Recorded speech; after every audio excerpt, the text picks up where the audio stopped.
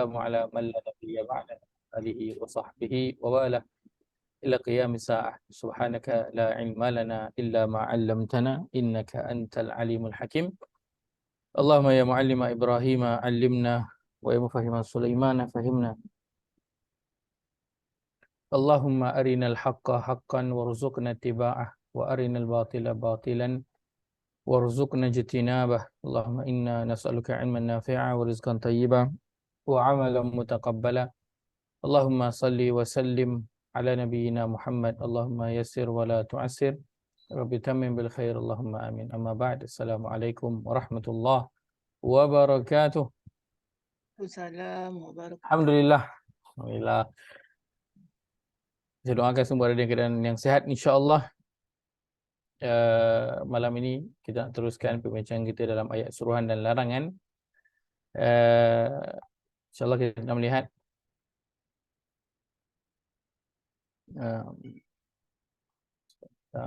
baik. Malam ini sambungan kita pada ayat yang ke-178 surah Al-Baqarah, surah yang kedua ayat 178. Kita nak ambil sikit lagi sebelum kita masuk pada ayat yang seterusnya, insya-Allah. Kita nak baca balik ayat yang ke-178 ini. Haji Yaya tak ada, tak apa, saya baca. Baik. A'udzubillahi minasyaitonirrajim. يا أيها الذين آمنوا كتب عليكم القصاص في القتلى.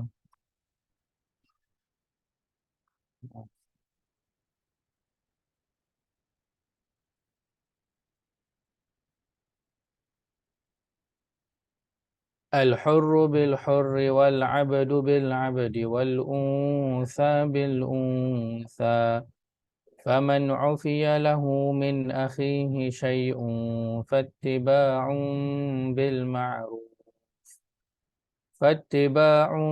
بالمعروف وأداء إليه بإحسان ذلك تخفيف من ربكم ورحمة فمن اعتدى بعد ذلك فله عذاب أليم. Wahai orang-orang beriman, diwajibkan kamu menjalankan hukuman qisas, yaitu balasan yang seimbang dalam perkara orang-orang yang mati dibunuh, yaitu orang merdeka dengan orang merdeka dan hamba dengan hamba dan perempuan dengan perempuan. Maka sesiapa pembunuh yang dapat sebahagian keampunan dari saudaranya, iaitu pihak yang terbunuh, maka hendaklah orang yang mengampunkan itu mengikut cara yang terbaik dalam menuntut ganti nyawa, dan si pembunuh pula hendaklah menunaikan bayaran ganti nyawa itu dengan sebaik-baiknya. Yang demikian itu adalah suatu keringanan dari Tuhan kamu serta suatu rahmat kemudahan. Sesudah itu sesiapa yang melampaui batas untuk membalas dendam pula, maka baginya azab seksa yang tidak terperi sakitnya. Ayat 178 surah Al-Baqarah ini adalah satu ayat yang berbentuk kepada suruhan. Itulah suruhan kepada undang-undang yang dijalankan dalam sesebuah negara. Apabila berlakunya pembunuhan, suatu pembunuhan, maka perkara yang diwajibkan, hukuman yang diwajibkan adalah qisas. Namanya adalah qisas. Hukuman qisas yang Allah perintahkan ini, kalau dalam ayat yang datang selepas daripada ayat ini, kita melihat bahawa secara zahirnya apabila berlaku pembunuhan dan yang si pembunuh itu juga dibunuh, mungkin ada yang merasakan macam macam terlampau ganas, kan? Terlampau ganas sangat yang nak kena bunuh balik ni, kan? Akan tetapi bagi keluarga, kan, ini adalah untuk apa? Untuk kelangsungan hidup dalam masyarakat, untuk menjaga apa? Keharmonian yang ada dalam masyarakat, dan juga dalam sebuah negara. Bila seorang itu dibunuh dan pelakunya itu bebas, kan? Dan kalau katakan si pembunuh itu adalah orang yang berduit, maka mudah saja untuk dia membayar denda, kan? Bayar jelah denda, selesai, dia pun lepas. Maka keluarga yang terbunuh, keluarga si mati itu akan ada rasa tak puas hati. Sebab apa? Kerana nyawa itu dibayar dengan apa? Dengan denda yang dibayar ke mahkamah. Itu je, selesai. Sebab itu di bawah tu Allah sebut kan, sesudah itu siapa yang melampaui batas, iaitu untuk membalas dendam pula. Allah dah tahu dah, kalau tak diberikan hukuman yang setimpal, yang sewajarnya kepada pembunuh, maka dia akan jadi satu perkara yang tidak berkesudahan. Keluarga yang terbunuh akan membalas dendam kepada si pembunuh. Nanti keluarga si pembunuh akan membela balik ahli keluarga dia. Maka dia akan jadi satu perkara yang berterusan, tak habis-habis, sampai ke sudah dia tak akan habis. Boleh membawa ke generasi yang seterusnya. Permusuhan bergenerasi ni, kan, ini mungkin kat tempat kita tidak berlaku dengan secara terang-terangan ke, kan, tetapi di negara Arab itu adalah antara perkara yang biasa berlaku, permusuhan. Orang kata musuh tradisi. Aus dan juga Khazraj yang telah dibentuk menjadi Ansar, mereka adalah dua kabilah yang bermusuh, dan mereka menyatakan puluhan, ada yang menyatakan ratusan tahun mereka itu bermusuh, Aus dan juga Khazraj. Setiap daripada mereka mempunyai meminta backup daripada Yahudi yang berada di Madinah tu. Maka datang Nabi barulah dipersaudarakan. Kerana permusuhan ataupun balas dendam ini, dia boleh jadi berpanjangan dalam satu tempoh yang kita pun tak sangka dia akan jadi sampai begitu panjang. Maka agama datang, Allah memberikan kepada kita bentuk hukuman untuk meredakan nanti rasa dendam yang ada pada orang yang merasakan dia itu teraniaya. Maka Allah bawakan hukuman qisas yang mungkin pada manusia dia tak berapa sesuai, nampak macam berat sebelah ataupun nampak macam terlampau ekstrim. Akan tetapi inilah dia yang terbaik. Kenapa? Kerana Allah dia tahu tentang diri kita, maka dia tahu apa hukuman yang sesuai dengan suatu perbuatan yang akan dapat meredakan perasaan orang-orang yang terlibat dalam situasi tersebut. Maka Allah bawakan untuk hukuman bunuh ini adalah namanya qisas, iaitu balasan yang seimbang, iaitu dibunuh juga. Dan siapa yang membunuh, dia yang kena menghadapi perkara itu, dia tidak boleh diwakilkan oleh orang lain ataupun dengan perkara-perkara yang lain. Maka siapa yang membunuh, contoh kalau dia itu seorang, kalau dulu ada istilah orang merdeka dan juga hamba. Maka jika orang yang merdeka membunuh seorang hamba, maka dia itu yang perlu dibunuh. Yang balasan bunuh itu kena pada dia, bukan kena pada orang lain. So dia tak boleh, walaupun dia ada hamba, dia tak boleh tolak hamba dia yang kena terima hukuman. Dia itu kena hadap hukuman bunuh tersebut. Maka bila perkara itu berlaku, menjadikan orang-orang yang berkuasa dan orang-orang yang kaya, orang yang ada kedudukan dalam masyarakat, tidak bertindak, tidak akan berlaku sewenang-wenangnya. Jika tidak dilakukan secara demikian, maka orang yang ada kuasa, orang yang ada tempat, orang yang kaya akan buat sesuka hati mereka. Ya, kerana mereka ada power. Tak ada siapa yang boleh nak menghukum mereka. Mereka lah yang menentukan undang-undang itu, kan? Maka sebab itu agama datang menolak semua ke tepi. Baik hamba, baik merdeka, miskin, kaya, ada jawatan ataupun tidak, yang pemimpin di atas ataupun rakyat di bawah, semua mereka memakai hukuman yang sama. Tak ada orang memakai hukuman yang berbeza. Kalau kita tengok dalam cerita dulu kan, cerita Hindustan kan, boleh tengok cerita-cerita di Islam banyak lah macam ni kan. Orang yang ada power tu, orang kaya tu, mereka berkuasa dan mereka buat sewenang-wenangnya menindas orang yang berada di bawah. Dan kalau mereka dimasukkan ke penjara pun, cerita antaranya Pilbi Dilhe Hindustani. Itu waktu saya kan, dulu itulah antara cerita yang topnya kan. Di penjara pun mereka mendapat satu tempat yang bukan macam penjara. Mereka boleh berurusan lagi di luar, boleh memberi arahan lagi untuk orang-orang mereka di luar. Maka agama datang memberi hukuman yang sama semua, tak ada beza. Tidak ada beza. Sebab itu Nabi SAW dalam sebuah hadis menyatakan bahawa kalaulah Fatimah binti Muhammad ini, itulah anak baginda Fatimah, mencuri, maka Nabi kata laqata'tu yadaha, maka aku pasti akan memotong tangan dia. Pasti akan memotong tangan dia. Menunjukkan bahawa tak ada beza. Anak Nabi, Ahlul Bait, kaum kerabat, tak ada beza dengan orang Islam yang biasa. Yang di atas tak ada beza dengan yang di bawah. Ini yang agama nak bawa. Barulah orang yang berada di bawah tak berada dalam ketakutan. Ataupun tak adalah orang yang kat bawah tu rasa tak puas hati, diselubungi rasa tak puas hati. Sebab orang atas semua okey je semua. Kalau orang bawah semua kena. Kan? Tak adalah tak puas hati tu. Bilang.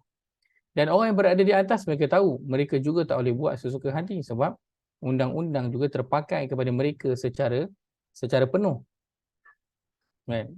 Tak bolehlah macam ini alamak, ini dia ni pengaruh besar lah, alamak dia ni ahli inilah, ahli ni, yang ni tak apalah kan? Kita bagi dia amaran je, ataupun bagi dia nasihat je. Tak. Kalau orang yang bawah ditangkap, dipenjara, dihukum, didenda dan sebagainya. Maka hukuman yang Allah Azza wa Jalla bawakan adalah untuk menjamin keharmonian dalam masyarakat, dalam negara. Allah tahu apa yang ada dalam diri kita, dan hukuman Allah ini adalah nak bagi kita semua rasa puas hati. Mungkin kita yang tak kena, kita rasa macam tak ada benda lah. Tapi bagi orang yang teraniaya, hukuman Allah Azza wa Jalla ini perkara yang akan membela mereka. Akan membela orang yang teraniaya. Untuk orang yang teraniaya, dia akan rasa macam leceh lah benda ni, ataupun benda ni macam ekstrim, nampak macam teruk je kan, relax sudahlah kan. Tak kena, orang kata tak kena kat batang hidung, kita tak ada rasa apalah kan. Bila dah kena, barulah kita akan melatah. Maka Allah dah siapkan semua. Kerana Allah tahu kalau perkara Allah biarkan kita decide sendiri untuk buat apa, maka dia akan jadi satu kacau bilau yang teruk. Kerana setiap orang ada definisi masing-masing kan. Setiap orang ada definisi masing-masing. Kalau terpakai undang-undang manusia, setiap kita semua akan ada undang-undang kita masing-masing. Nanti Selangor ada undang-undang dia, Negeri Sembilan ada, Perak ada, Melaka ada. Setiap negeri akan ada undang-undang masing-masing. Dan setiap mungkin dia berbeza. Orang ni pandang yang ni tak perlu, orang ni pandang perlu. Kan? So dia akan jadi kacau bilau. Maka Allah letakkan satu hukuman yang datang daripada Allah yang tidak boleh dipertikaikan. Kerana setiap undang-undang yang dibuat oleh manusia, akan ada orang yang mungkin nak pertikaikan. Kenapa? Kerana kita sama-sama manusia. Kan? So mungkin ada yang akan pertikai. Tapi bila dia datang daripada Allah, datang daripada Nabi SAW, maka nak mempertikaikan itu sebagai seorang Muslim, dia akan apa? Tak boleh nak pertikai lah, sebab datang daripada Allah dan juga Rasul. Tapi yang paling penting dalam hukuman yang Allah Azza wa Jalla bawakan, itu letakkan hukuman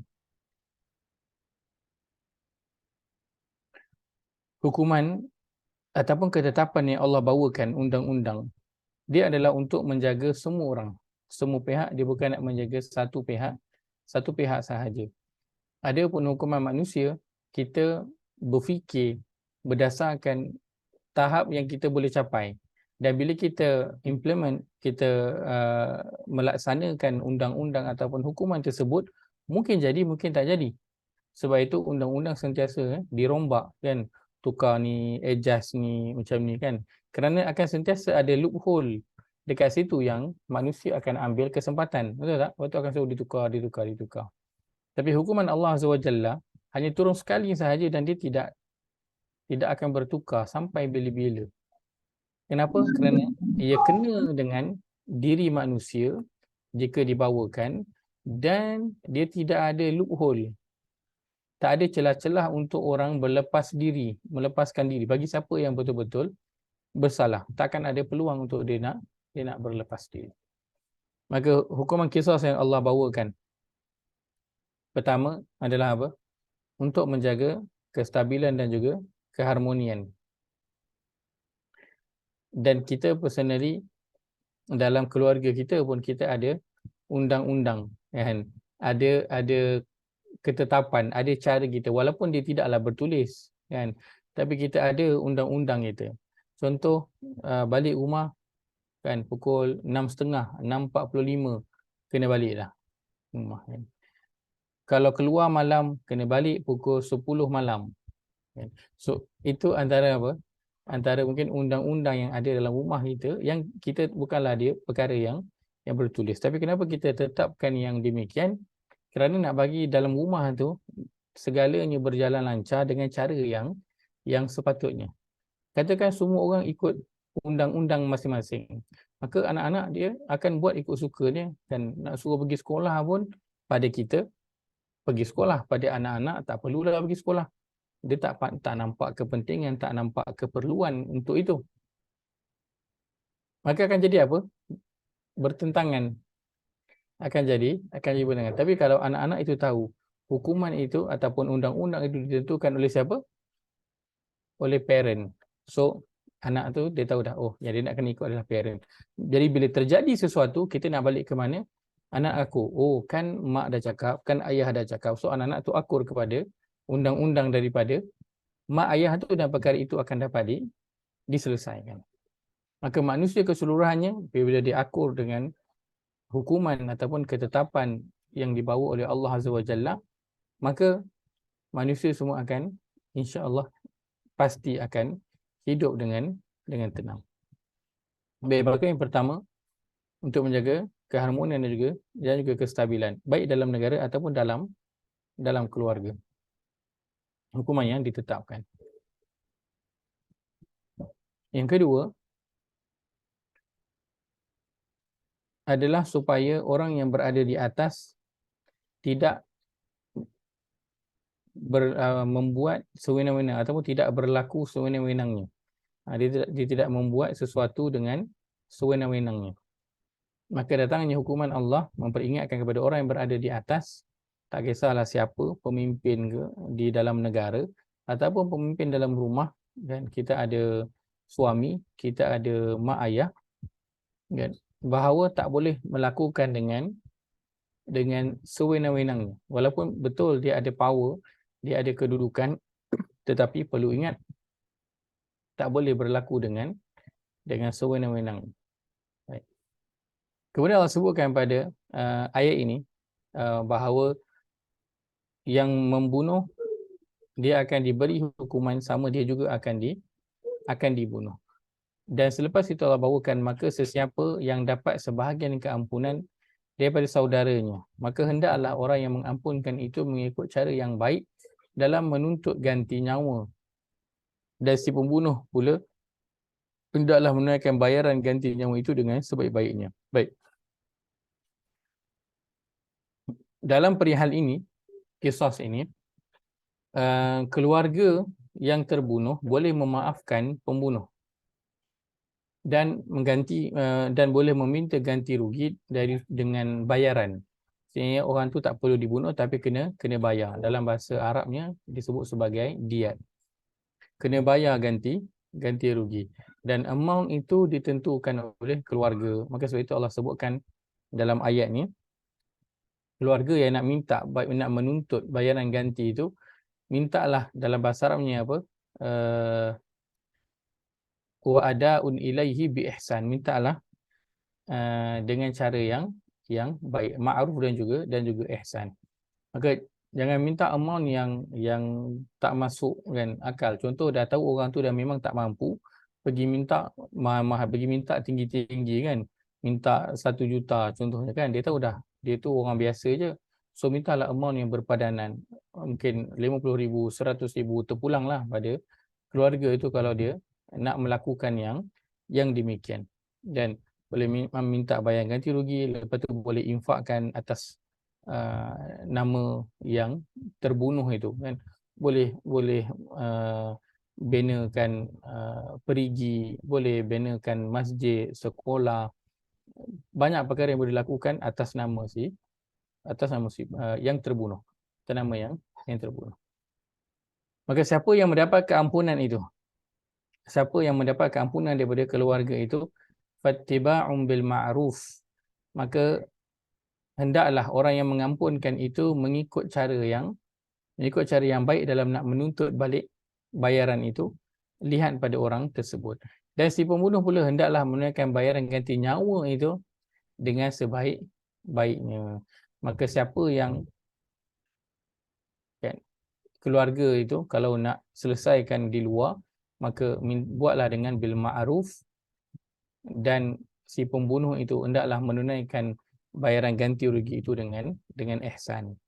Maksudnya fatiba'un bil ma'ruf itu keluarga yang terbunuh itu kan, yang memberi keampunan dan dia meminta bayaran, maka mintalah bil ma'ruf dengan yang baik. Bil ma'ruf ini dengan sesuatu yang diketahui. Itu yang tadi saya sebutkan, kalau nak minta bayaran, maka mintalah bayaran yang berpatutan dengan kadar kemampuan orang tersebut. Bukannya kita nak menganiaya dia, minta bayaran yang sampai dia pun tak mampu nak bayar kan, ataupun memang dia tak mampu nak bayar kan, dia sampai nak kena pinjam alung ke dan sebagainya. Minta bayaran yang ganti rugi yang sesuai dengan keadaan pembunuh tersebut. Dan untuk si pembunuh pula, dalam nak melangsaikan ataupun menunaikan bayaran ganti nyawa itu, biihsan, Allah sebutkan biihsan kan, bil ma'ruf ini mintalah dengan berpada-pada. Bil ma'ruf maksudnya mintalah dengan berpada-pada, sesuai dengan kemampuan pembunuh tersebut ataupun keluarganya. Sebab keluarga nanti yang kena bantu kan, dalam kalau ikutkan, yang kena membantu adalah yang lelaki, ahli keluarga kena bantu, utamanya yang si ayah, abang. Kalau ada apa, dia ada adik-beradik lelaki dia kena bantu.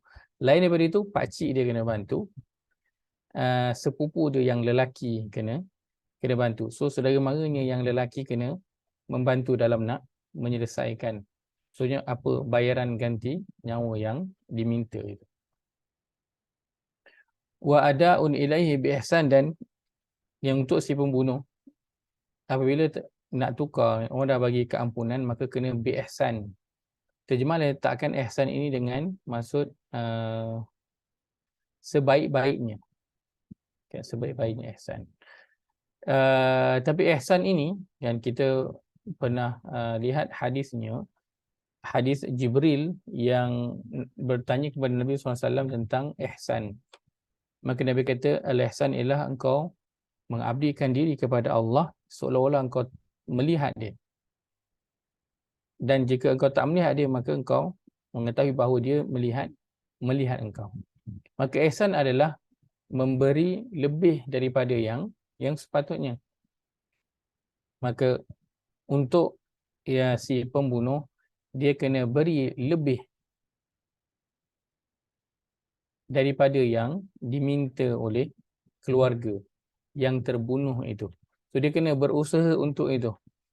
Ini sebagai apa, tanda terima kasih dia kepada keluarga tersebut, dan sebagai apa, bentuk penyesalan dia terhadap apa yang telah dia lakukan.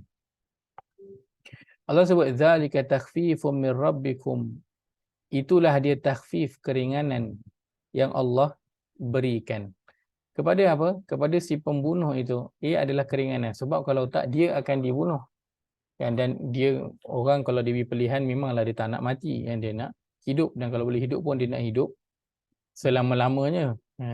maka terlepas daripada hukuman bunuh itu adalah bentuk keringanan yang Allah telah kurniakan dan juga sebagai bentuk warahmah, sebagai bentuk rahmat Allah kepada dia. Baik. Adapun untuk keluarga yang terbunuh, apakah keringanan yang Allah telah berikan kepada mereka? Dengan nanti apabila dia, sebab dia sebutkan faman ufiya lahu min akhihi, kan? Nampak tak? Di sini Allah letakkan min akhi, dan barang siapa yang dia diampunkan, ufiya, diampunkan. Maksudnya dia tu pembunuh tetapi dia diampunkan. Min akhihi, ya. Saudaranya. Akhihi, saudara. Saudaranya siapa ni tadi? Dia letakkan di sini. Pihak yang terbunuh. Pihak yang terbunuh. Maka pihak yang terbunuh ni Allah sebutkan dia sebagai apa? Saudara. Allah masih mempersaudarakan mereka. Masih apa, nak suruh berbaik-baik. Maka walaupun kita sedang berurusan dengan satu urusan yang sangat serius, urusan yang sangat kritikal, akan tetapi jangan dilupakan hubungan apa? Hubungan persaudaraan kita sesama Islam umumnya. Jangan dilupakan hubungan persaudaraan kita sesama Islam secara umum. Ya. Kerana kita banyak berurusan dengan orang, kita berurusan dengan ahli keluarga, dengan adik-beradik, dan kadang-kadang ada urusan yang kita sedikit berselisih faham. Maka jangan kadang-kadang bertengkar. Macam mana pun jangan lupakan persaudaraan itu. Jangan kerana berselisih faham ataupun bertengkar itu sampai dah tak nak jumpa, dah tak nak tengok muka dah. Masing-masing treat melayan masing-masing macam musuh. Tak boleh nak jumpa. So masing-masing akan mengelak, tak jumpa, raya pun tak jumpa. Memang tak ada call, tak ada mesej semua. Tak. Allah kata faman ufiya lahu min akhi. Dan barang siapa yang mendapat keampunan ataupun diberikan keampunan daripada saudaranya, Allah masih mempersaudarakan walaupun kita ada masalah yang serius. So apa-apa pun jadi antara kita, persaudaraan itu jangan dihilangkan, baik sesama keluarga ataupun sesama Muslim. Kan? Kalau kata kita dah tak jumpa dah titik persamaan kita dengan ahli keluarga kita, dengan adik-beradik ke, dengan kawan ke, paling tidak kita ada titik persamaan, iaitulah kita semua adalah seorang Muslim. Maka boleh pegang pada satu titik yang sama. So macam mana pun kita ada masalah dengan sesiapa pun, jangan korbankan persaudaraan. Jangan korbankan kita punya hubungan. Cuba perbaiki dengan apa pun masalah yang dihadapi. Dan di sini membunuh ini adalah masalah yang saya tak tahulah, kan kita menghadapi masalah yang lebih besar daripada membunuh ini kan. Dan ini pun Allah masih mempersaudarakan. Maka besar mana pun masalah kita dengan seseorang, jangan putuskan hubungan kita. Jangan putuskan hubungan. Maka orang yang mendapat keampunan, maka orang yang keluarga yang terbunuh yang memberi keampunan itu, maka janganlah dia bertindak sesuka hati dia, sebab dia tahu dia itu sekarang ni ada privilege lah kan, sebab bukan dia yang bersalah, orang tu yang bersalah. Tapi janganlah dia rasakan dia boleh buat sesuka hati dia je kepada orang yang bersalah itu. Macam kita sekarang kan dah jadi macam satu budaya dalam masyarakat kita. Bila ada orang yang bersalah itu, apa yang akan dilakukan? Memanglah dia bersalah, tapi apa yang kita buat? Contoh kan, orang ragut contohnya kan. Apa yang akan terjadi peragut tu bila ditangkap? Orang akan pukul dia, betul tak? Orang akan pukul dulu. Lepas dah pukul dia, dah lembik dia orang tu, baru pergi hantar dekat polis, betul tak? kalau jumpa kereta langgar dengan motor, contohnya, apa jadi dengan pemandu kereta tu? Habis kena pukul, kereta kena pecah. Lepas tu kadang-kadang kan pemandu kereta kalau terlanggar motor, dia tak nak keluar pada kereta, bukan dia nak lari, tapi sebab masyarakat kita, kalau siapa-siapa yang langgar motor memang dia yang salah, tak kisahlah. Motor dia memang akan sentiasa menang. Siapa pun langgar motor, dia yang salah. Walaupun motor tu salah, dia tak salah juga. So orang dengan emosi, bertindak dengan emosi. Waktu kan ada video yang viral, perempuan dia tak berani keluar pada kereta. Sebab kalau dia keluar memanglah kena belasah dengan orang-orang yang dah baran penuh dikuasai dengan emosi. Itu pun apa? Tak nak keluar, kena pecahkan cermin kereta, kereta habis dirosakkan. Maka itu bukan fattiba'un bil ma'ruf. Betul orang tu bersalah, tetapi bukan itu menjadikan kita boleh bertindak sesuka hati kita. Nak pukul orang tu ke, nak cederakan, tak, bukan, tak boleh. Macam kes yang baru ni kan, suami cikgu tu kena pukul dengan ayah dia dan orang kampung tu, kan, orang taman tu kena pukul. Sebab apa? Sebab suami cikgu tu hantar anak dia balik waktu tu baru pukul 1. Patutnya anak dia ada kelas lagi sampai petang. So ada salah faham antara cikgu tu dengan suami dia. Suami dia pun pergi hantar, ingat budak tu dah habis sekolah. Ayah dia nampak anak dia ada dalam kereta tu dengan laki yang dia tak kenal. Dia tarik pergi pukul. Sumpah tu orang jiran semua pun datang pukul sekali. Laki itu tak sempat pun beri penerangan. Dah habis teruk dah, kena pukul, dah kena ikat dah. Kemudian akhirnya apa? Baru tahu cerita yang sebenar. Yang ayah dia budak yang dah pukul tu minta maaf. Tapi pengajarannya apa? Orang tu dah teruk dah kena pukul. Kalau orang tu mati, apa nak buat? Maka sebab itu Allah kata fattiba'un bil ma'ruf. Orang yang bersalah itu, ya dia telah bersalah, tapi kita bukannya boleh sesuka hati nak bertindak. Kan? Ikut kita punya suka. Kerana kalau ikut emosi kita, memang kita akan bagi maksimum punya hukuman dekat orang, betul tak? Sebab itu Allah dah siap sediakan hukuman untuk kita. Sebab Allah tahu betapa kita ni nanti, kan, kalau berada dalam situasi, satu-satu situasi yang kita ni rasa kita teranai, kita akan menghukum mengikut emosi, bukan mengikut kepada keadilan yang sepatutnya. Maka keluarga yang nak memberi keampunan itu kena fattiba'un bil ma'ruf.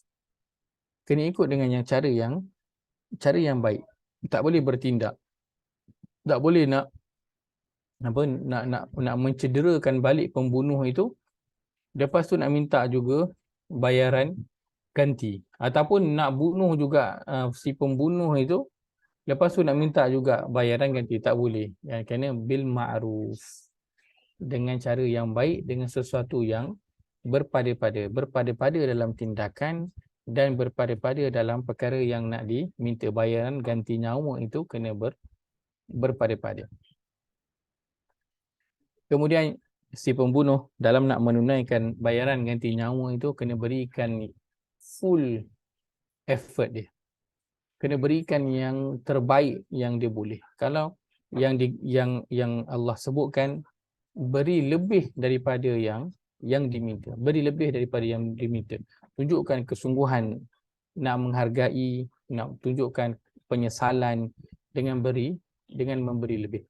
Walaupun, dan dia kena tahulah dia bagi itu bukannya menyelesaikan masalah tu, dia tidak menghilangkan pun kesedihan ahli keluarga tersebut, kan. Akan tetapi itu satu bentuk dia berterima kasih dan bentuk penyesalan dia kepada keluarga yang terbunuh itu. Baik. Ustaz nak tanya. Silakan.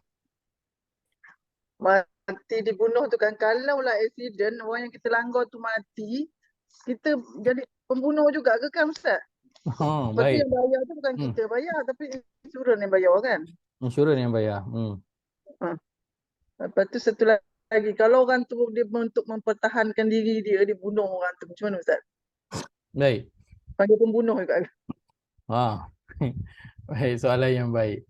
Untuk kalau kata accident dan orang yang dilanggar itu terbunuh, pertamanya kita dua perkara lah. Kalau kita melakukannya dengan sengaja, maka itu dikira dibunuh lah. Kita kira membunuh kan. Kalau saya ada seorang apa tu kenalan, mak dia kata, engkau jangan sekali-kali nak ada girlfriend. Kalau dah rasa nak ada girlfriend tu, kahwin cepat. Mak nampak engkau dengan girlfriend, mak langgar kau. Mak dia cakap, mak nampak kau dengan girlfriend kau berdua, memang mak langgar kau. Kan? Dia ada pembunuhan yang apa, yang sengaja dilakukan kan. Nama orang nampak macam accident kan, tapi ada kalau pelanggaran itu dilakukan dengan sengaja, maka itu dikira bunuh, dan itu hukuman yang kalau ikut agama itulah dia hukuman yang namakan hukuman qisas. Yang kedua, accident, pelanggaran yang tidak sengaja, maka itu tidak dimasukkan directly pada bahagian qisas. Tetap ada hukuman yang perlu dikenakan. Ada hukuman yang dikenakan. Baik, dan untuk kita kan baik apabila ada insurans yang bantu untuk cover, maka insurans akan berikan wang pampasan kepada orang tersebut, dan itu satu perkara yang baik. Kerana kadang-kadang kita nak bagi pun kita tak berapa nak ada kan. Kalau mungkin kita bagi beberapa ribu boleh lah kan, tapi nak bagi hingga angka 100,000 ke, mungkin kita 200,000 berat, dan mungkin kita tak ada angka yang sebegitu. Maka baik jika ada insurans yang boleh membayarkan untuk kita. Kemudian situasi yang satu lagi ialah jika nak mempertahankan diri, membunuh orang, dan itu tidak termasuk bahagian ini. Tak termasuk. Maka siapa yang dia membunuh seseorang kerana nak mempertahankan diri, maka itu boleh dilakukan dan dia tidak dikenakan hukuman qisas, tidak dikenakan. Ini satu bentuk pembunuhan yang disengajakan. Pembunuhan yang disengajakan. Walaupun kita rasa macam kan ada ke kan, tapi itulah kan, Allah tetapkan satu hukuman itu, maknanya mesti ada. Mungkin kita tak pernah dengar kan, tapi ada level-level yang macam kan, bunuh-bunuh tu itu satu perkara yang kedengaran biasa je untuk level mereka. Nak tutup mulut daripada orang ni, pecahkan maklumat, orang ni tahu maklumat ni, tahu maklumat ini, maka dibunuh. Itu adalah perkara yang biasa untuk level-level yang tertentu. Maka sebab itu hukuman ini Allah bawakan untuk menjaga orang yang bawah daripada orang yang di atas itu menggila. Kalau tak ada sesuatu yang menjaga, orang bawah nak buat apa untuk orang atas? Susah kita nak buat apa-apa. Maka hukuman Allah adalah untuk menjaga orang di bawah supaya orang yang di atas itu tidak menggila dengan kuasa mereka. Dan boleh buat aja apa sahaja yang mereka nak lakukan. Mungkin kita tak menghadapi situasi itu, tapi Allah buat ini adalah untuk menjaga kemaslahatan orang-orang yang terkena dengan situasi yang begini. Untuk kita, tak ada apa-apa ke pengajaran yang boleh kita ambil pada setiap ayat Allah SWT. Ada pengajaran umumnya yang boleh kita ambil. Pertamanya di awal tadi, apa yang kita ambil ialah seorang pemimpin kena berhati-hati, tidak boleh bertindak sewenang-wenangnya kan. Maka Allah sebutkan kita semua ini adalah pemimpin, betul tak? Kullukum ra'in wa kullukum mas'ulun an ra'iyati. Setiap kita adalah pemimpin dan setiap kita akan ditanya tentang orang yang berada di bawah jagaan dia. Lalu Allah kata suami adalah pemimpin, isteri adalah pemimpin di rumah, pada anak-anak dia, pada harta suami dia kan. Dan Allah kata setiap orang itu adalah pemimpin pada tingkatan mereka yang tersendiri. Maka kita pada tingkatan kita kena ingat tak boleh bertindak sewenang-wenangnya. Sebagai seorang suami, sebagai seorang ibu, sebagai seorang bos, kita tak boleh bertindak sesuka hati kita. Tetap kita ada undang-undang, hukuman yang Allah telah tetapkan. So kita kena ingat, pertama, tak boleh bertindak sewenang-wenangnya. Bila kita, soalnya orang yang ada power lah kan, ada kuasa, dia lebih tinggi, dia lebih tua, lebih senior. Sebab tu kalau kat sekolah, yang bila kes bully ni adalah senior yang membuli junior.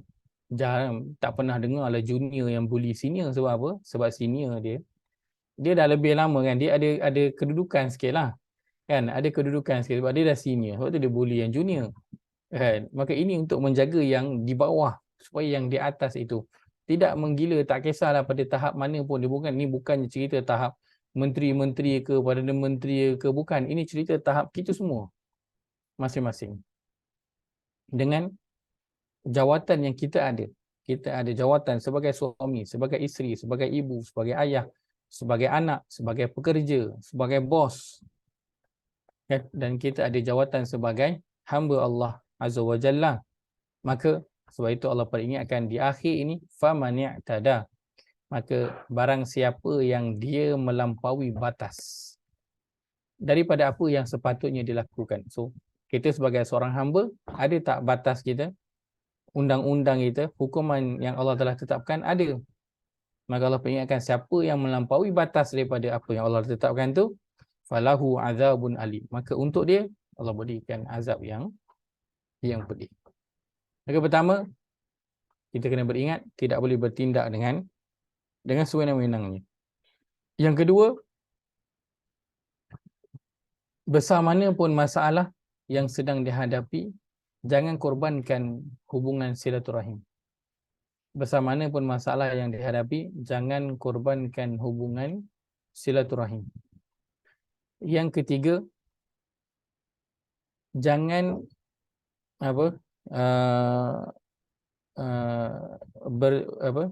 bertindak sesuka hati. Jangan bertindak sesuka hati. Fatiba'un bil ma'ruf mengajar kita jangan bertindak sesuka hati. Maksudnya ialah tadi yang saya sebutkan, betul peragut pencuri itu bersalah, tetapi bolehkah kita pukul dia sampai dia lunyai? Tak boleh. So fatiba'un bil ma'ruf, tak boleh kita bertindak dengan sesuka hati kita, kena berpada-pada. Kena berpada-pada. Baik. Yang keempat, wa ada'un ilaihi bi ihsan. Maka yang bersalah berikan yang terbaik. Secara umumnya wa ada'un ilaihi bi ihsan, dan hendaklah menunaikannya dengan yang terbaik. Maka kalau kita ambil secara umum, dalam setiap yang kita lakukan, apa yang Allah perintahkan, kita kena lakukannya dengan yang terbaik. Khususnya ialah siapa yang ada melakukan kesalahan, kena berikan yang lebih baik daripada yang diminta. Siapa yang melakukan kesalahan, kena beri lebih daripada yang diminta. Maka si pembunuh bila diberikan keampunan, dalam nak membayar ganti nyawa itu, dia kena bayar lebih. Itu yang Allah sarankan. Itu Allah sarankan, bukannya Allah menjadikan itu sebagai satu kewajipan. Itu yang Allah galakkan. Bayar lebih daripada yang diminta, beri lebih daripada yang diminta. Sebagai kita bukan pembunuh, alhamdulillah, mudah-mudahan kita tak dimasukkan dalam kategori itu di sepanjang umur kita sampai kita mati, begitu juga keturunan kita. Untuk kita, apa yang bahagian yang boleh kita ambil peringatan, kita melakukan dosa dan juga kesalahan. Maka untuk orang yang melakukan kesalahan, kita buat salah tak banyak tak dengan Allah? Banyak. Kita ada buat salah tak dengan manusia? Ada. Dengan keluarga kita, dengan pasangan kita, dengan anak-anak, dengan mak ayah, dengan kawan, dengan jiran. Kita ada buat salah. Maka untuk orang yang buat salah, dia kena beri yang terbaik ataupun lebih baik daripada yang diminta. Maka bila kita rasa, aku ni ada buat salah dulu dengan anak-anak, kan? So, beri layanan kepada anak itu ekstra untuk nak cover balik kesalahan yang dah buat. Aku dulu banyak buat salah dekat mak ayah aku ni, banyak tak dengar cakap, banyak tipu, kan? Macam-macam. So, nak buat apa? Wa ada'un ilaihi bi ihsan. Buat yang lebih baik, yang terbaik berikan kepada mak ayah itu sekarang. Kita buat salah kat jinjiran, buat salah dekat bos, dekat kawan sekerja, berikan yang terbaik sebagai nak cover balik apa yang kita telah lakukan dulu dan sebagai bentuk penyesalan kita terhadap apa yang telah kita lakukan. Maka minimum berapa? 4 peringatan dan pengajaran daripada ayat ni. Ada siapa tak boleh kongsikan kembali? Pertama, apakah ya? Supaya kita boleh tulis kat sini. Seorang pemimpin tidak boleh buat sewenang-wenang. Baik, sebentar.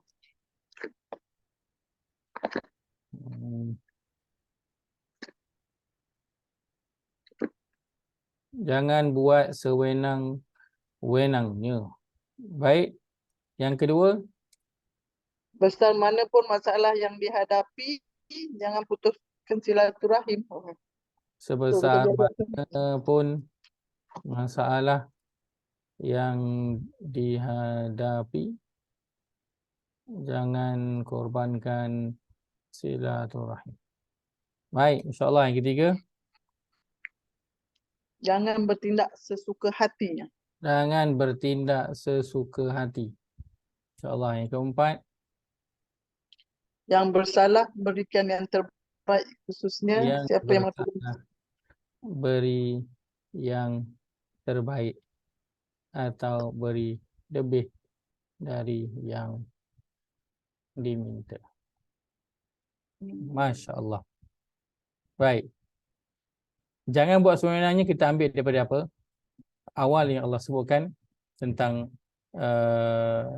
kutiba alaikumul qisas fil qatla.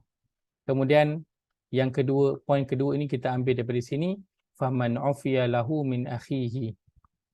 Yang ketiga, jangan bertindak sesuka hati, kita ambil daripada fattiba'un bil ma'ruf, berpada-pada kan, dalam membalas, dalam perbuatan, dalam perkataan berpada-pada. Yang keempat, yang bersalah beri yang terbaik atau lebih dari yang diminta, kita ambil daripada wa'ada'un ilaihi bi ihsan. Dan ketetapan yang Allah telah tetapkan ini adalah sebagai bentuk keringanan dan juga rahmat Allah Azza wa Jalla. Dan siapa yang melampaui batas daripada perkara yang telah ditetapkan ini, maksudnya dia tidak mengikut apa yang dia telah ditetapkan, maka Allah sediakan baginya azab yang pedih. Maka ini minimum 4 perkara untuk kita secara umumnya yang kita ambil daripada ayat ke-178 bercerita tentang hukuman qisas bagi orang yang membunuh. Tapi banyak yang berlaku sekarang kan. Pembunuhan fizikal itu berlaku juga, dan lebih umum dilakukan itu adalah pembunuhan yang Allah sebutkan pada surah yang ke-49, surah Al-Hujurat, tentang pembunuhan seseorang itu yang membunuh yang membunuh karakter saudaranya. Pada surah Al-Hujurat, surah ke-49, ayat yang ke-12. Ayat yang ke-12. Muka surat 517. Muka surat 517, surah Al-Hujurat, surah ke-49, ayat ke-12. A'udzubillahi minasyaitanirrajim. Ya ayyuhalladzina amanu ijtanibu katsiran minadh-dhanni inna ba'dadh-dhanni itsm.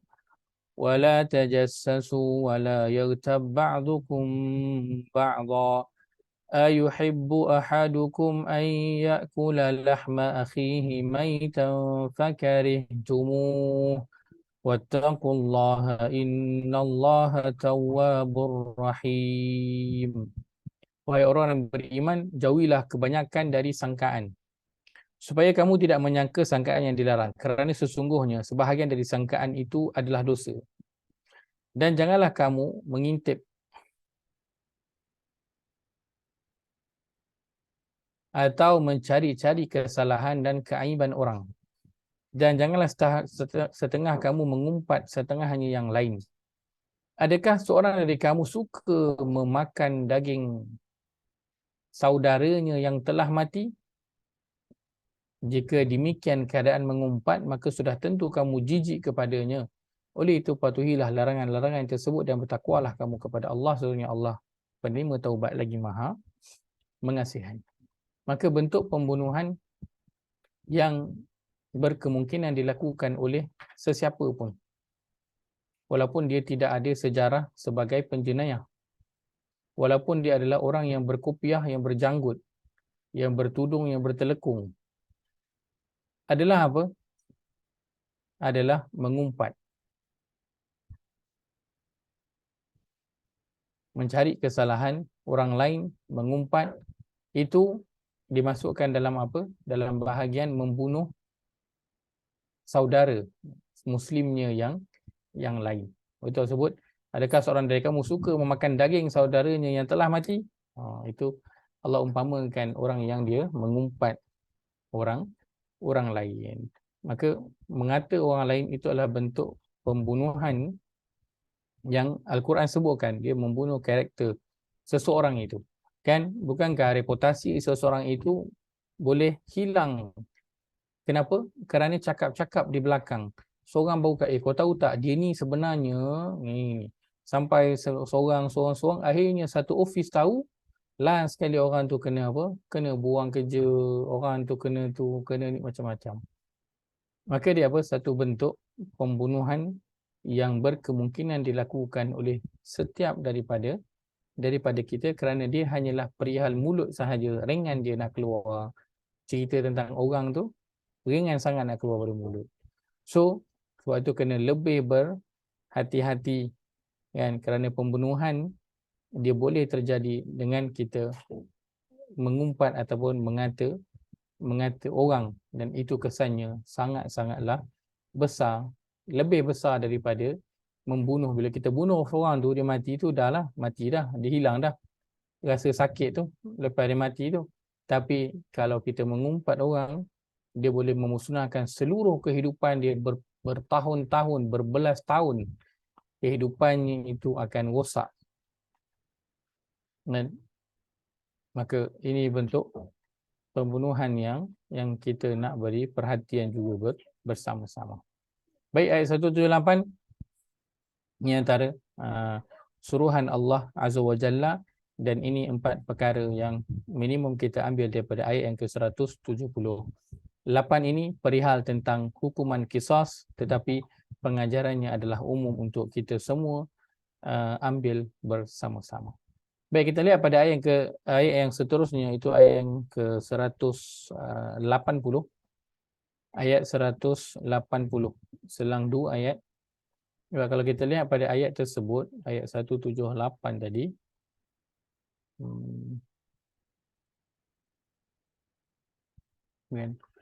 pada ayat 189 Allah sebutkan, dan di dalam hukuman qisas itu ada jaminan hidupan bagi kamu, wahai orang yang berakal fikiran, supaya kamu bertakwa. Maka bila hukuman qisas ini dijalankan, maka sebenarnya yang akan diperoleh adalah jaminan kehidupan. Apa dia? Itu jaminan kestabilan dan keharmonian dalam kehidupan. Itu yang akan diperoleh. Bukannya bermakna akan lebih ramai yang akan mati, populasi akan makin berkurang. Bukan.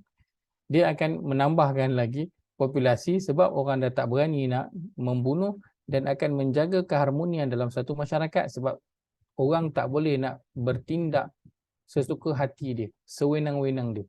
Walaupun dia ada kuasa, kerana dia tahu undang-undang itu tetap terpakai untuk dia, bukan orang yang di bawahnya sahaja. Maka jaminan kehidupan itu ada pada apa? Pada qisas, pada hukuman yang Allah telah tetapkan, yang datangnya daripada Allah. Kita tak buat, maka kita tak tahulah, takkan boleh nak nampak tentang perkara ini. Ia hanya boleh nampak apabila dilakukan. Baik, ayat 180 surah Al-Baqarah, ayat yang datang selepas daripada itu, kita nak baca dulu bersama-sama firman Allah. A'udzu billahi minasy syaithanir rajim. Kutiba 'alaikum idza hadara ahadakumul maut in taraka khairanil wasiyah إن ترك خيرا الوصية للوالدين والأقربين بالمعروف حقا على المتقين. Kamu diwajibkan apabila seseorang dari kamu hampir mati. Jika ia ada meninggalkan harta, hendaklah ia membuat wasiat untuk ibu bapa dan kaum kerabat dengan cara yang baik, menurut peraturan agama, sebagai satu kewajipan atas orang-orang yang bertakwa. Baik, ayat 180.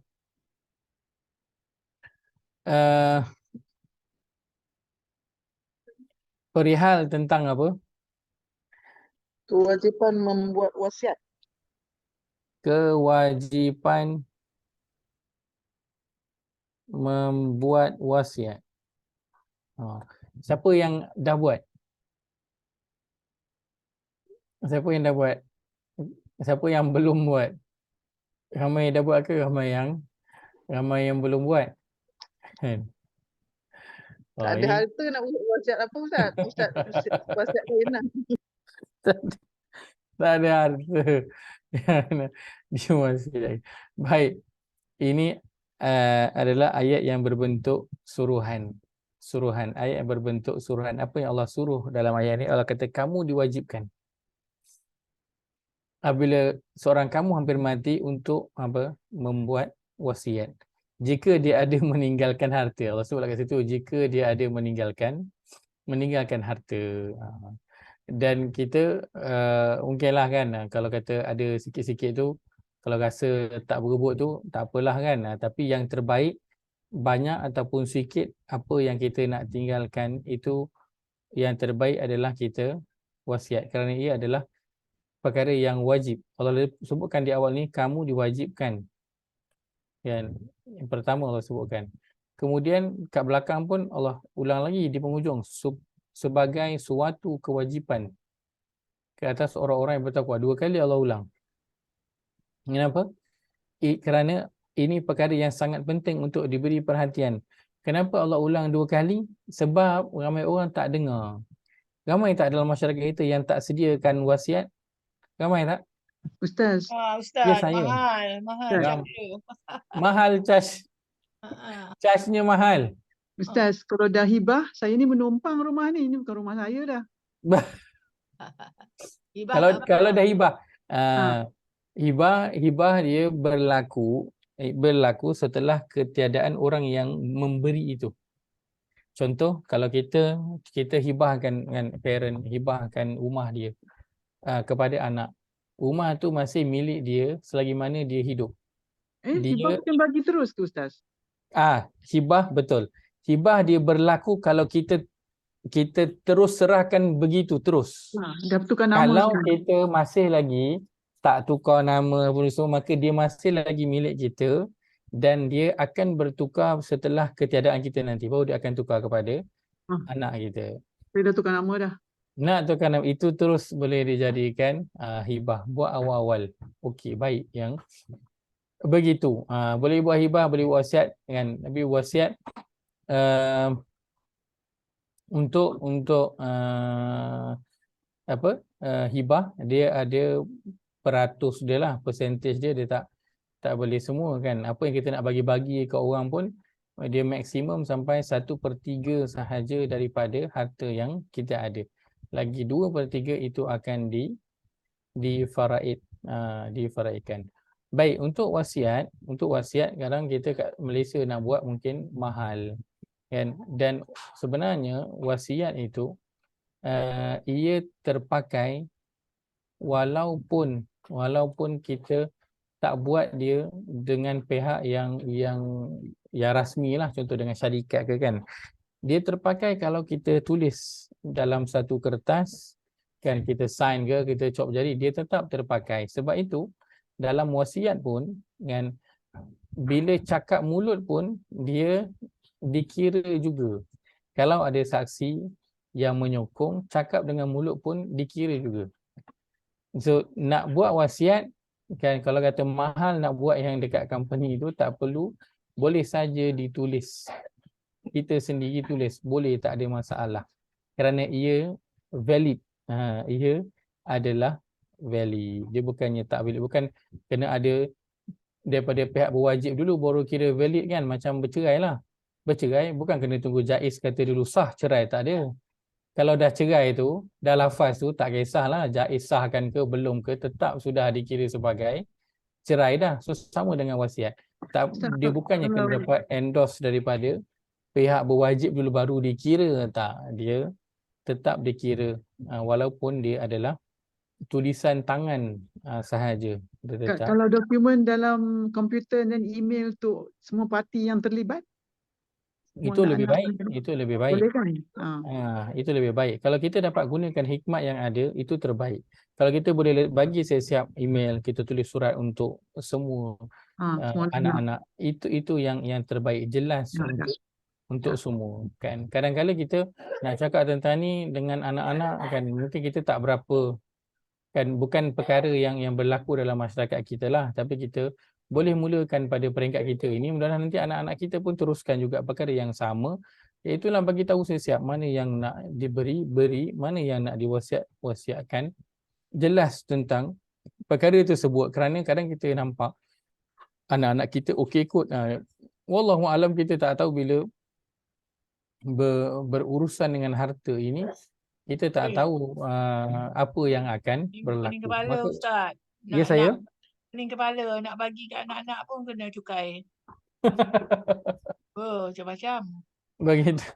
begitulah kan. So kalau nak elakkan perkara-perkara tu, kita buatlah bahagian kita yang boleh dulu kan, yang secara tak rasmi dululah, ikut yang sistem sedia ada lah kan, dengan tulis dulu, dengan bagi tahu dulu dan sebagainya lah. Sebab yelah, nak buat urusan itu sendiri pun kadang itu perkara yang mengganggu kan, macam-macam urusan nak kena buat, nak kena bayar kan, tu nak kena bayar, ni nak kena bayar, dia perkara yang Taklah, tak lampau leceh lah sekarang.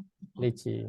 Dan itu kita buat bahagian kita, dan perkara itu nanti bahagian-bahagian itu, ini kewajipan Allah, dan siapa yang menyusahkan kewajipan Allah, so itu nanti bahagian dia nanti untuk menjawab lah kan. Kadang orang rasa macam ini alah tak ada benda kan, tapi dia sama macam solat lah, Allah wajibkan juga solat tu kan.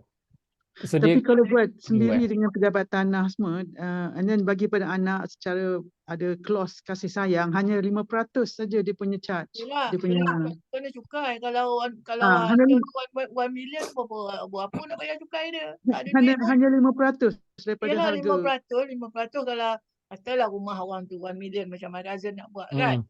Dia stop kat situ, dia tak buat dah, dia tak proceed. Biar dah tunggu aku mati, pindah kata dia. betul 5%, dia tak ada duit pun nak keluarkan 5% tu. ya.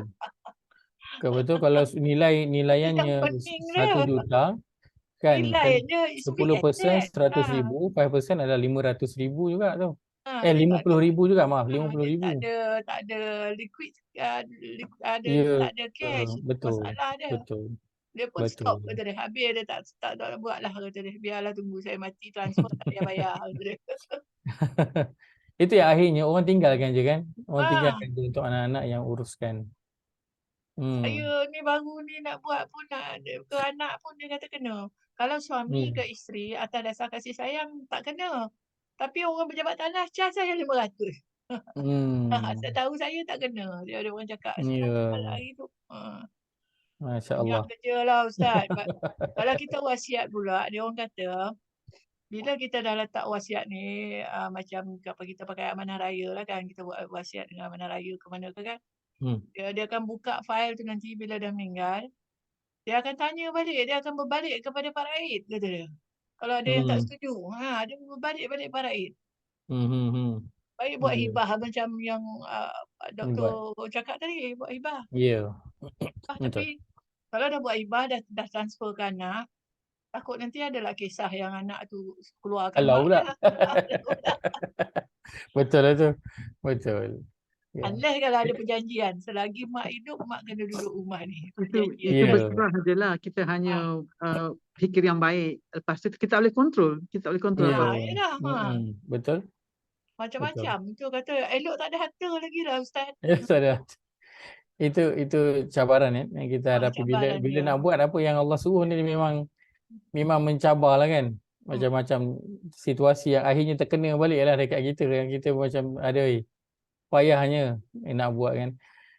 Kita buat mana bahagian yang kita boleh, bahagian yang lain kita Payahlah Ustaz. Kalau seorang tak agree, yes. tersangkutlah berpuluh tahun. Saya dah tengok dah macam mana. Betul. Aduh. Betul.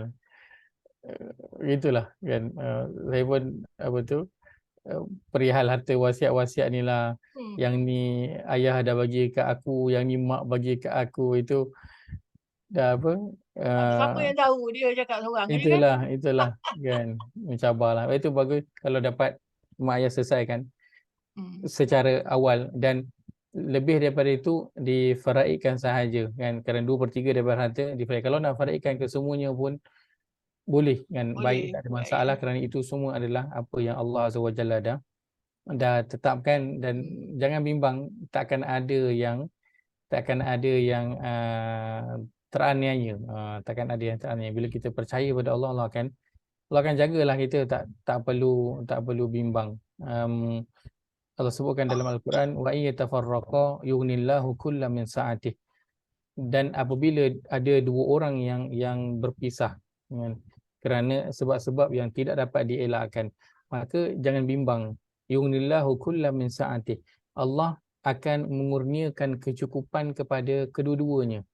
So tak perlu bimbang. Kita buat sesuatu kerana Allah, kita serahkan kepada Allah.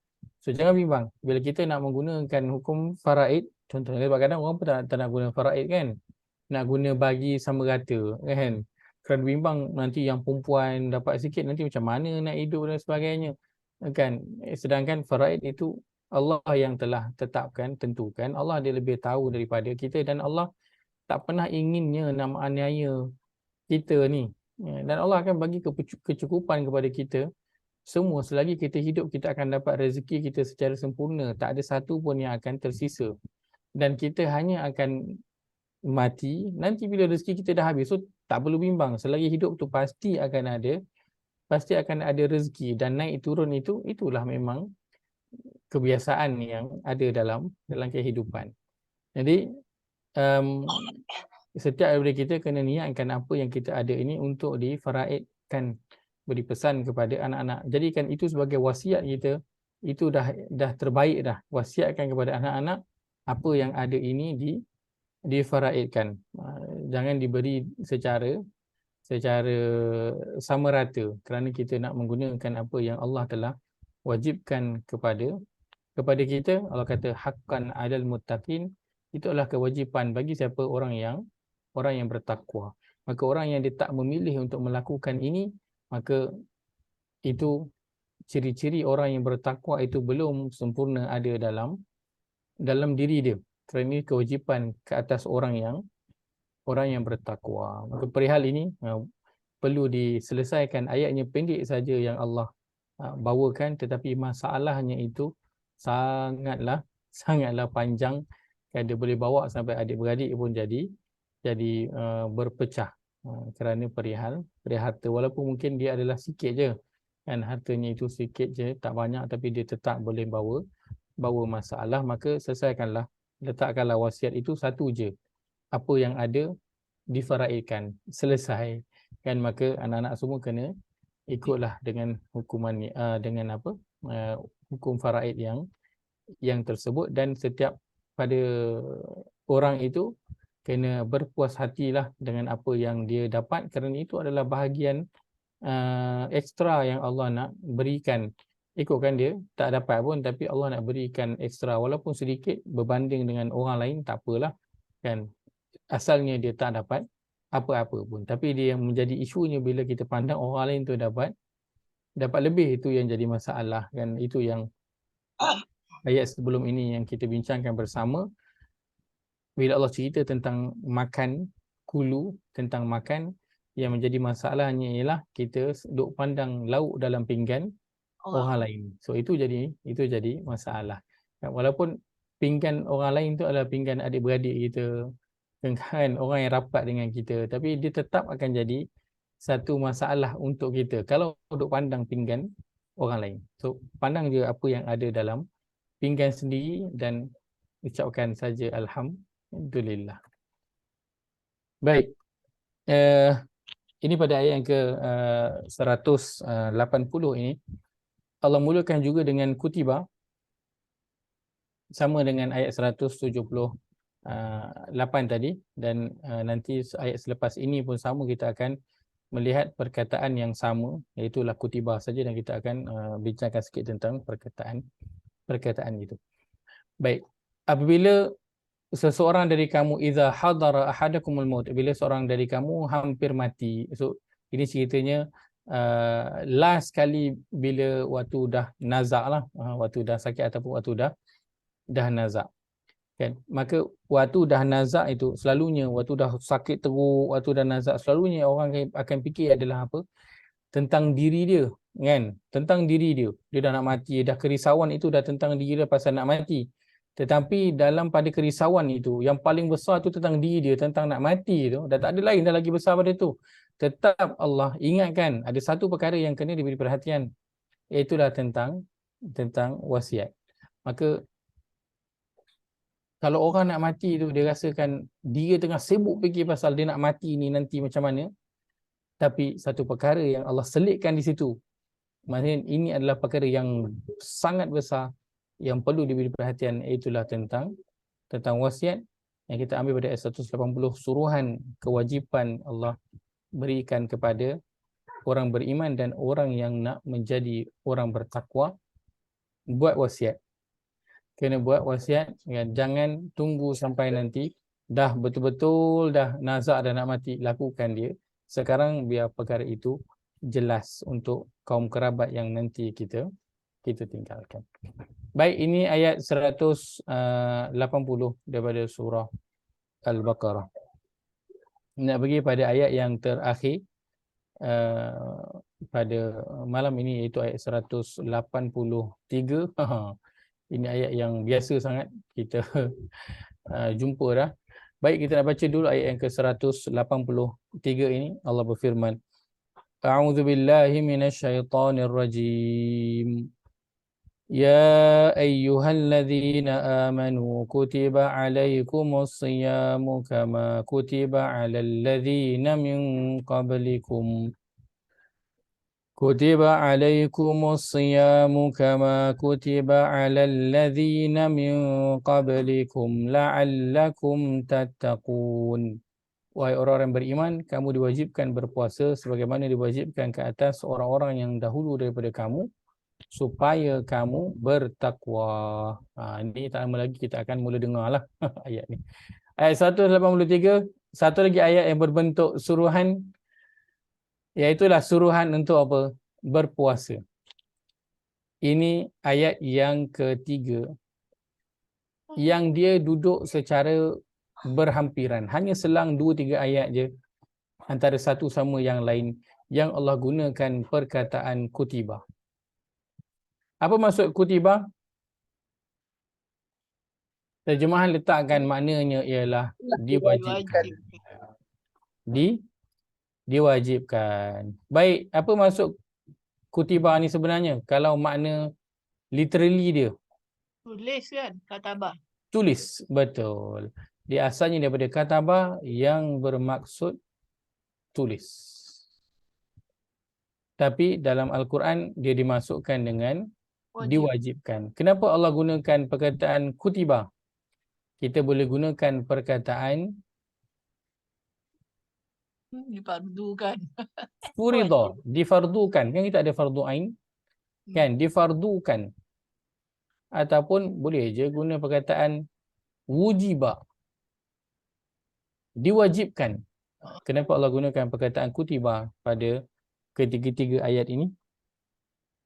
Sedangkan maknanya adalah tulis. Perjanjian kot. Nak ada perjanjian ke? Tak kot. Ya saya? Nak ada perjanjian tak? Ada perjanjian. Baik. Kutiba maksudnya tulis. So kita bayangkan suruhan apa tentang qisas, suruhan tentang wasiat, suruhan tentang berpuasa. Ianya datang dalam bentuk bertulis. Kewajipan itu ia datang pada kita seolah-olah dalam bentuk tulisan. setiap daripada kita dihantar email kepada kita kan, dihantar surat ke rumah, ditulis di situ kamu diwajibkan menjalankan hukuman qisas. Satu lagi surat kamu diwajibkan berwasiat. Satu lagi surat kamu diwajibkan berpuasa, sign di situ, CEO sign siap dengan cop sekali. Maka arahan yang datang dengan mulut wajib tak ikut? Wajib dah sebab dia adalah arahan. Tapi arahan kalau dia datang dengan mulut dan dia datang dalam bentuk bertulis, mana yang lebih nampak rasmi dan lebih serius? Tulis lah. Yang bertulis. Sebab kalau yang bertulis dia ada apa? Apa-apa hal jadi dia ada boleh dirujuk semula. Betul tak? Tunjuk betul-betul. Ini lupa ke? Dah ada surat, dah proof. Tapi kalau mulut, ingat tak hari tu saya bagi arahan dekat awak? Ya ke bos? Saya tak ingat lah kan. Orang pun macam mana nak buktikan? Sebab dia adalah arahan dengan mulut. Tapi bila arahan bertulis, orang yang dapat tu, kita rasa dia adalah ini arahan rasmi sebab dapat kan. Urusan Seri Paduka Baginda kan. Surat tu, sampul surat tu, sini lain macam ni. Buka pula kan, dapat. Dia rasa lebih rasmi dan suruhan itu adalah lebih serius. Kerana kalau apa-apa, kita ada black and white. Apa-apa akan ada black and white. Maka suruhan, 3 suruhan yang Allah gunakan kutiba ini, dia adalah suruhan yang serius yang Allah nak berikan kepada kita. Ia ada black and white antara kita dengan Allah Azza wa Jalla. Maka 3 ini kan, ini perkara yang serius. Esok kat depan Allah tinggal tunjuk je. Ni tak buat kisah ni nampak tak? Arahan dah keluar dah, bertulis lagi tu. Kan, surat perkeliling dah keluar. Nak tolak apa lagi? Surat sampaikan kat rumah. Sampai dah. So asal tak buat, tak tahulah apa nak. Kan, masing-masing dengan jawapan masing-masing. Maka di situ Allah gunakan perkataannya kutiba, yang mana kutiba itu maksudnya adalah tulis, dia adalah arahan yang rasmi dan dia adalah arahan yang lebih serius, dia datang dengan ada black and white dia. Maka sebab itu antaranya kenapa digunakan di sini suruhan itu adalah dalam bentuk kutiba. Satu yang telah termaktub, satu yang rasmi yang disuruh oleh Allah Azza wa Jalla. Apa yang Allah perintahkan di sini? Kutiba alaikum as-siyam. Baik. Okay.